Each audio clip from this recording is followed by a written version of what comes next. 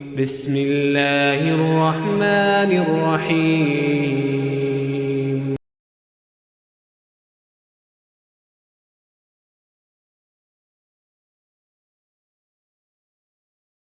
حضرت مولانا مفتی عبدالوحید جلالی سے پول ملگری پا ولانا دا ہاگوی استقبالو کئی او دا نارو جواب را گئی خخب پا ادارے سرا چی منگ پختانیو آغا دا کشمیر دیر کوٹ زمونگا پا دا دیر دا خلقو پا قربانو با نگوا دے نن ہاگوی تا اخوائی چی واقعی دا دیر خلق ہم آغا دی چی ہاگورن پا دیر کوٹ کے خپل مزارون آباد کری دی دا ہاگوی لاشنال تپراتری جواب را کے دا نعرے تکبیر، نعرے تکبیر، لاسو چپ کے نعرے تکبیر، شان محمد مصطفیٰ، شان احمد مجتبہ، شان صحابہ، کردار صحابہ، افکار صحابہ، للکار صحابہ، جماعت صحابہ، غلامان صحابہ، سپاہ صحابہ، نعرے تکبیر۔ حضرت مولانا مفتی عبدالوحید جلالی سے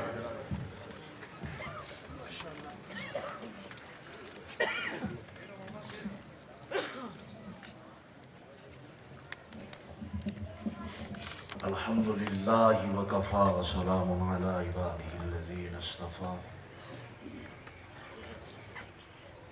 اما بعد فاعوذ بالله من الشيطان الرجيم بسم الله الرحمن الرحيم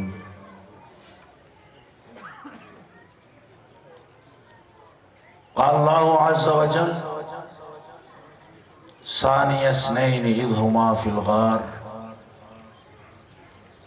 وقال النبي صلى الله عليه وسلم مروا أبا بكر فليصلي بالناس صدق الله العظيم۔ شاہین اڑا قیدی پرندوں کو بتا کر، ٹکراؤ سلاخوں سے اور اڑو خوں میں نہا کر، گر طاقت تھا بازو میں تو انصاف نہ مانگو، پچھتاؤ گے اس دور میں زنجیر ہلا کر۔ قابل تکریم حضرات علماء کرام، ضلع دھیر سے تعلق رکھنے والے غیرت مند، جرت مند، بہادر، بے باک نوجوان دوستوں، بھائیوں اور بزرگوں، سٹیج پر موجود پورے ملک میں اصحاب رسول رضوان اللہ علیہ مجمعین کی عزت و عظمت کا بے لوث پرچار کرنے والی شخصیت، میری مراد خطیب اہل سنت حضرت مولانا علامہ اسلام الدین عثمانی صاحب دامت برکاتہم العالیہ، اور میرے محسن بھائی اور اس علاقے کی جانی پہچانی شخصیت، مرد درویش، عالم باعمل، حضرت مولانا عبید اللہ انور صاحب، سب سے پہلے تمہیں اس خوبصورت بزم کے انعقاد پر حضرت مولانا عبید اللہ انور صاحب اور ان کی پوری ٹیم کو مبارکباد کے ساتھ ساتھ خراج تحسین پیش کرتا ہوں، اور اللہ تعالیٰ کی بارگاہ میں دعا گو ہوں کہ اللہ تعالیٰ آپ کی سعی جمیلہ کو اپنی بارگاہ میں قبول فرمائے۔ آمین کی آواز نہیں ہے، آمین وہ تو نماز میں آمین بالجہر کا مسئلہ ہے جس پہ اختلاف ہے۔ آمین آمین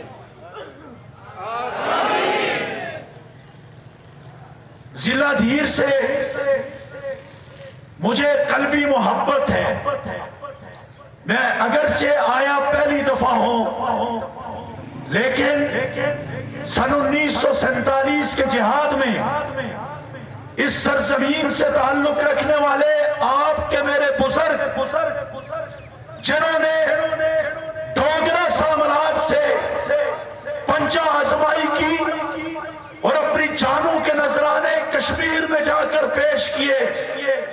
ہم نے اپنے ضلع کی ایک تحصیل ہے، اس تحصیل کا نام دھیر کوٹ اس بنیاد پر رکھا کہ وہاں پر دھیر کے لوگ شہید ہیں اور ان کا باقاعدہ قبرستان ہے۔ میں آپ کی عظمت کو سلام پیش کرتا ہوں۔ حضرت مولانا عبید اللہ انور صاحب کے والد محترم جو اسلام کے اور قرآن و سنت کے عقیدہ توحید کے اور احیاء سنہ کے ایک بہت بڑے دائی تھے، انہوں نے بہت بڑی محنت کی سرزمین پر، ان کی یاد میں یہ پروگرام ہے۔ میں اللہ کی بارگاہ میں دعا کرتا ہوں کہ اللہ تعالیٰ اس سارے کہنے اور سننے کا ثواب ان تک پہنچائے اور ان کی ساری زندگی کی کوششوں محنتوں کو اللہ اپنی بارگاہ میں قبول فرمائے۔ آخری خطاب قائد اہل سنت، نواب زمانہ، سفیر امن، عظیم محب وطن لیڈر حضرت مولانا علامہ محمد احمد لدھیانوی صاحب فرمائیں گے۔ میں اپنی حاضری آپ کے سامنے لگوا کر اجازت چاہوں گا۔ میرے بھائیوں، پرسوں جو دن گزرا ہے وہ 22 جمادی الثانی کا گزرا ہے۔ آپ مجھے بتائیے 22 جمادی الثانی کو کس عظیم شخصیت کا یوم وفات ہے؟ جس طرح میں نے سنا ہوا تھا دھیر کے لوگوں کا کہ بارے میں اس طرح جواب نہیں آ رہا ہے۔ کس طرح؟ کون تھے وہ؟ حضرت سیدنا ابو بکر صدیق رضی اللہ تعالی عنہ، یہ وہ عظیم صحابی ہے کہ جب پیغمبر انقلاب حضرت محمد مصطفیٰ احمد مجتبیٰ سرکار دو عالم صلی اللہ علیہ وسلم نے کتاب وحی کی دعوت کا آغاز کرنے کے لیے فاران کی چوٹی پر تمام قبائل کے سرداروں کو جمع کیا۔ صرف تمام قبائل کے سردار نہیں بلکہ ہر قبیلے میں جو شاخ ہے اس شاخ کے نمائندہ اجتماع فاران کی چوٹی پر بلایا اور بلا کے یہ اعلان فرمایا کہ یا ایھا الناس قولوا لا الہ الا اللہ تفلحون۔ میری طرف توجہ ہو، کیا فرمایا؟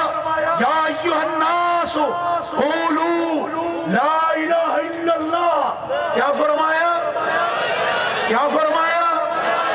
کیا فرمایا؟ لا الہ الا اللہ۔ اے دنیا کے لوگوں، کہہ دو اللہ کے سوا کوئی معبود نہیں ہے، تفلحون تو کامیاب ہو جاؤ گے۔ علامہ اسلام الدین عثمانی صاحب یہ نہیں فرمایا کہ فلاں قبیلے کے شاخ کے سربراہ آجا پہلے قومی حکومت بناتے ہیں پھر بات کرتے ہیں عقیدے کی، نظریے کی۔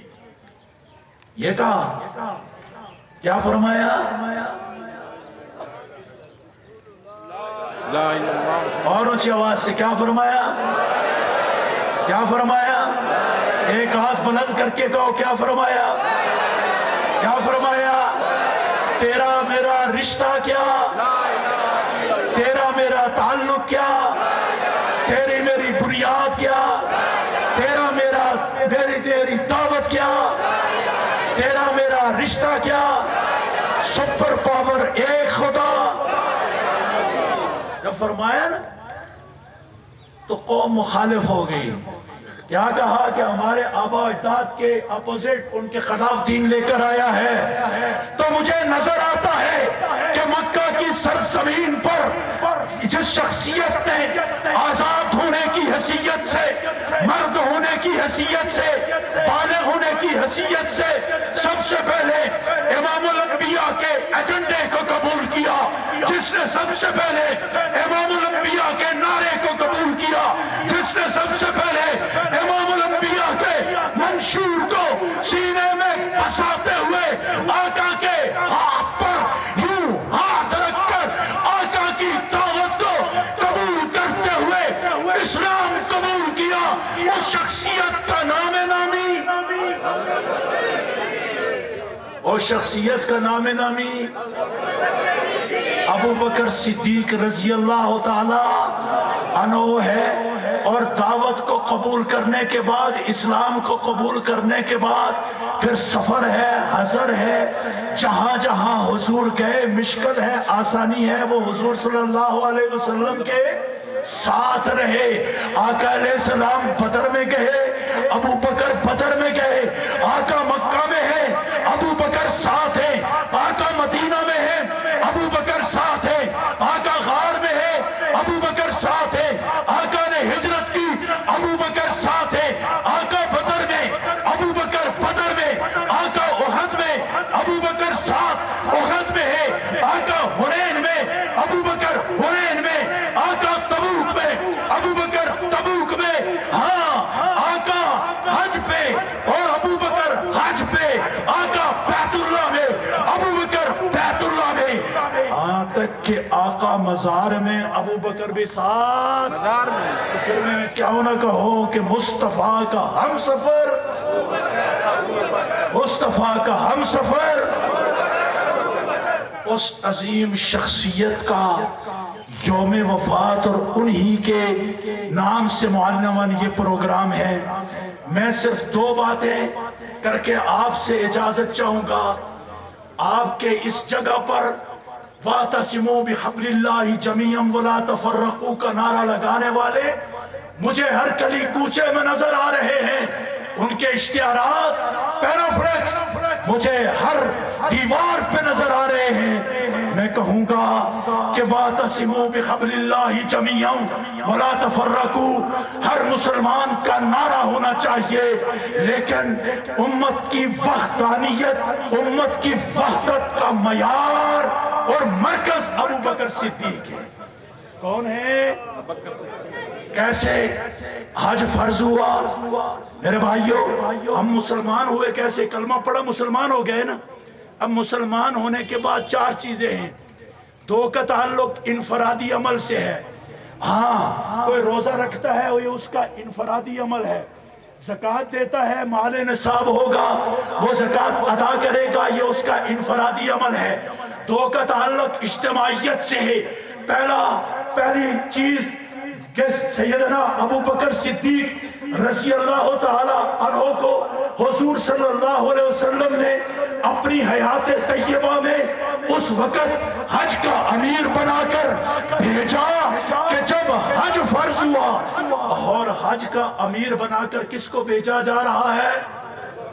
ابو بکر صدیق رضی اللہ تعالی عنہ کو حضور نے اپنی زندگی میں ابو بکر صدیق رضی اللہ تعالی عنہ کو امیر حج بنا کر بھیج کر گویا یہ میسج دے دیا کہ تا قیامت آنے والی امت جو کہ محمد الرسول اللہ کی امت ہوگی، اس کے اتحاد کا مرکزی کردار ابو بکر ہوگا۔ اور دوسرا جو اجتماعی عمل ہے وہ نماز ہے۔ کیا ہے؟ نماز ہے۔ حضور علیہ السلام بیمار ہوتے ہیں، بیمار ہوئے اور ایک وقت آیا کہ بستر سے اٹھنے کی پوزیشن نہیں تھی۔ صحابہ سے پوچھا کہ کیا نماز ہو گئی ہے مسجد میں؟ کسی نے عرض کیا کہ یا رسول اللہ صلی اللہ علیہ وسلم وہ تو آپ کے انتظار میں بیٹھے ہیں، سارے نماز نہیں پڑھی ہے، صفوں میں بیٹھے ہیں، آپ کی انتظار ہو رہی ہے۔ آقا نے فرمایا مرو ابا بکر فلیصلی بالناس کہ ابو بکر کو کہو کہ نماز پڑھے۔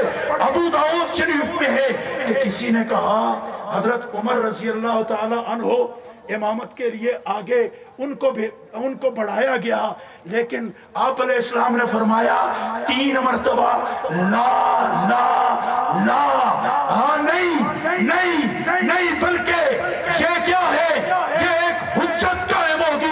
لہذا میری موجودگی میں اگر امت کے اندر ابو بکر موجود ہے، کسی کو حق نہیں ہے کہ ابو بکر کے بغیر کسی کو مسئلے پہ کھڑا کرے۔ ہاں پھر ابو بکر نے نماز پڑھانا شروع کی۔ آقا علیہ السلام 2 صحابہ کے کندھوں پہ یوں ہاتھ رکھ کر ان کے سہارے سے مسجد تشریف لے گئے۔ جب آہٹ کی آواز سنائی دی سیدنا ابو بکر صدیق رضی اللہ تعالیٰ عنہ کو فوراً پیچھے ہٹنے لگے کہ حضور آ گئے ہیں، لہٰذا مجھے اب حق نہیں ہے۔ حضور علیہ السلام نے محسوس کیا کہ ابو بکر صدیق آپ پیچھے ہٹ رہے ہیں، فرمایا مکانک مکانک مکانک، کہ ابو بکر اب میرا دنیا سے جانے کا وقت ہے، ہاں یہ جگہ تیری ہے تیری ہے تیری ہے۔ تو دو اجتماعی ارکان حج اور نماز میں امامت حضور علیہ السلام نے کس کو دی؟ ابو بکر صدیق رضی اللہ تعالیٰ عنہ کو۔ امت کی وحدت کا نعرہ لگانے والوں، ہاں ہم بھی چاہتے ہیں کہ امت کو بگڑنا نہیں چاہیے، لیکن جس راہ سے جس خط سے تم اتحاد امت کی بات کرتے ہو وہ سراسر منشاء نبوی کے خلاف ہے۔ جو خط امیر عظیمت علامہ حق نواز نے کھینچا ہے ابو بکر کی صدق و صداقت کا تحفظ کا، اس راہ سے اتحاد امت ممکن ہے۔ ہاں میرے بھائیو، ابو بکر صدیق رضی اللہ تعالیٰ عنہ کیا ہے؟ معیار ہے وحدت امت کا۔ وہ عظیم صحابی ہیں، ان کی عزت و ناموس کے اوپر حملہ پورے اسلام کے اوپر حملہ تصور کیوں ہوتا ہے؟ اس لیے کہ صاحب شرح قائد نے کیا لکھا؟ افضل البشری بعد الانبیاء، نہیں، ماتن نے کیا لکھا ہے؟ افضل البشری بعد نبینا، ورنہ بدل سر ماتن نے لکھا افضل البشری بعد نبینا، کہ ہمارے نبی کے بعد سب سے افضل ہستی، سب سے بہتر ہستی اگر کوئی ہے تو وہ کون ہے؟ لیکن شاعر نے لکھا کہ بہتر یہ ہوگا کہ بعد الانبیاء کہا جائے، کہ تمام انبیاء کے بعد سب سے افضل ہستی کون کون کون کون؟ وہ کیسے کہ جو حضور علیہ السلام کے ساتھ ہمہ وقت رہے۔ ایک بڑا مشہور واقعہ ہے کہ جب حضور علیہ السلام کے طاغوتی قوتوں نے مکہ میں رہنا مشکل کر دیا، آقا نے ہجرت کا فیصلہ کیا، ابو بکر کے ہاں گئے، ابو بکر تیار تھے، چلے گئے، جاتے جاتے جب غار سور والے پہاڑ پہ چڑھنے لگے تو آقا علیہ السلام کے آگے یوں ابو بکر رضی اللہ تعالی عنہ نے کندھے کر دیے کہ آقا آپ میرے کندھوں پہ سوار ہو جائیے۔ آقا کندھوں پہ سوار ہوئے اور سوار ہو کر اپنے دونوں ہاتھوں کو کہاں رکھا؟ ابو بکر صدیق کے سر پہ رکھا۔ کہاں رکھا؟ ابو بکر صدیق رضی اللہ تعالیٰ عنہ کے سر پہ رکھا۔ غار سور چلے گئے، ہاں تمام سوراخوں کو اپنا چادر پھاڑ کے بند کر دیا، ایک سوراخ باقی رہ گیا، اپنی ایڑی وہاں پہ رکھ دی۔ دشمن کا حملہ ابو بکر پہ ہوا، حضور علیہ السلام کی وجہ سے وہاں بھی کالا ناگ موسی حضور علیہ السلام پہ حملہ کرنا چاہتا تھا۔ ابو بکر نے اپنی ایڑی سے اس کو روک دیا۔ تا قیامت جب بھی موسی پیغمبر علیہ السلام پہ حملہ کرنے کے بجائے ابو بکر پہ حملہ کرتا ہے، وہ در حقیقت اس کے حملے کا مرکز پیغمبر انقلاب ہے۔ ٹھیک ہے جی، پیغمبر انقلاب صلی اللہ علیہ وسلم ہے۔ اچھا، آنکھ سے آنسو نکل آیا پر ایڑی نہیں ہٹائی، آنکھ سے آنسو نکلا اور پھر ہاتھ بھی نہیں ہٹایا کہ حرکت کروں گا تو حضور جاگ جائیں گے، اور آنسو نکل کے پیغمبر علیہ السلام کے رخسار پہ گرا۔ کسی نے کہا ہاتھ یوں نہیں ہٹایا، کسی نے کہا ایڑی کو جنبش نہیں دی، میں نے کہا علامہ اسلام الدین صاحب، میں نے کہا کہ نہیں، رب نے روز اول سے یہ لکھ دیا تھا کہ پیغمبر پیغمبر کی رخسار پہ ایک قطرہ گرے گا اور وہ قطرہ ابو بکر کے آنسو کا ہوگا۔ ہاں پیاس لگ گئی، آقا جاگے، عرض کیا یا رسول اللہ صلی اللہ علیہ وسلم پیاس لگی ہے۔ آقا نے فرمایا کہ ابوبکر جاؤ پہاڑ کے اس اوپر جا کے وہاں پانی پی کے آؤ۔ پہاڑے سور کے اوپر چڑھے، دیکھا کہ پانی ہے اور دودھ سے زیادہ سفید ہے، شہد سے زیادہ میٹھا ہے، پی کر آگئے۔ آقا نے فرمایا ابوبکر پیاس بجھی؟ عرض کیا یا رسول اللہ صلی اللہ علیہ وسلم پیاس بجھ گئی ہے۔ پانی کیسا تھا؟ پانی یوں میٹھا تھا، شہد سے زیادہ میٹھا تھا اور دودھ سے زیادہ سفید تھا۔ اللہ کے حبیب نے فرمایا کہ ابوبکر یہ ویسے ہی نہیں ہے بلکہ تجھے پیاس لگی، رب نے جنت کے فرشتے کو بھیج دیا، جنت کی نہر سے پانی لے کر بھیجا کہ جا میرے محبوب کے یار خار کو پیاس لگی ہے، جا ابوبکر کی پیاس مٹا کے آ۔ یوں نہیں ہے میرے بھائیوں، اس ابوبکر صدیق رضی اللہ تعالی عنہ، دیکھو نا فقہا نے کیا لکھا کہ ابوبکر کی جو صحبت کا انکار کرے وہ کیا ہے؟ من انکر صحبت ابی بکر فہو کافر۔ وجہ یہ ہے کہ حضرت ابوبکر کی صحابیت، حضرت ابوبکر کی خلافت، صحابیت تو ایسی نصوص قطعیہ سے ثابت ہے کہ جس کا انکار کرنا کیا ہے؟ کفر ہے۔ اور خلافت احادیث کے علاوہ اجماع امت سے ثابت ہے یا نہیں ہے؟ مجھے آپ بتاؤ، آج اگر کوئی کمینہ لعین ابوبکر صدیق رضی اللہ تعالی عنہ کی توہین کرتا ہے، اس کا در حقیقت جو مقصد ہے، منظر ہے، وہ حضور صلی اللہ علیہ وسلم کی رسالت کا انکار ہے، اور رسالت کے مقدمے کا انکار ہے، قرآن کے مقدمے کا انکار ہے۔ مجھے بتاؤ ابوبکر صدیق رضی اللہ تعالی عنہ کی عزت و ناموس کا دفاع کے لیے تیار ہو؟ دونوں ہاتھ کھڑے کر کے تیار ہو؟ تیار ہو انشاءاللہ؟ اور ہمارا ایمان ہے کہ ہم اپنی جوانی، اپنی جان، اپنی زندگی، اپنا مال، اپنا سب کچھ اصحاب پیغمبر کی اوپر قربان کر دیں گے، بالخصوص ابو بکر کی عزت و ناموس کے دفاع کے لیے قربان کر چھوڑیں گے۔ یہ محض دعویٰ نہیں ہے بلکہ دیر کے لوگوں، جنگ کی سرزمین سے تعلق رکھنے والا، شیخ الہند کے مشن کا پاسبان، فلسفہ ولی اللہ کا امین، امیر عظیمت علامہ حق نواز جنگوی، اپنی جان کو نذرانہ پیش کر کے ابوبکر کی عزت و ناموس کا دفاع کر گیا۔ ضیاء الرحمان کے بچے یتیم ہو گئے، اس نے ابوبکر کی عزت کا دفاع کیا۔ اعظم طارق کی جوانی قربان ہو گئی، اس نے ابوبکر کی عزت کا دفاع کیا۔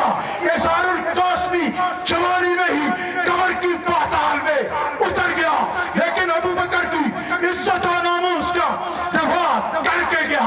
شعیب ندیم، مولانا عبدالغفور ندیم، مولانا حافظ احمد بخش ڈکیت، الیاس زبیر، مولانا شمس الرحمان، معاویہ سمیت کئی ہزاروں علماء، قرآن، حفاظ اپنی جانوں کے نذرانے پیش کر کے ابوبکر کی عزت و ناموس کا دفاع کر کے گئے ہیں۔ اور آج سفیر امن، نواب زمانہ علامہ محمد احمد لدھیانوی ان شہداء کا پرچم ہاتھ میں لیے میدان میں صرف کھڑا نہیں ہے، بلکہ جہاں اصحاب رسول کی عزت و ناموس کا پرچار کر رہا ہے، وہاں دشمن کو بھی للکار رہا ہے۔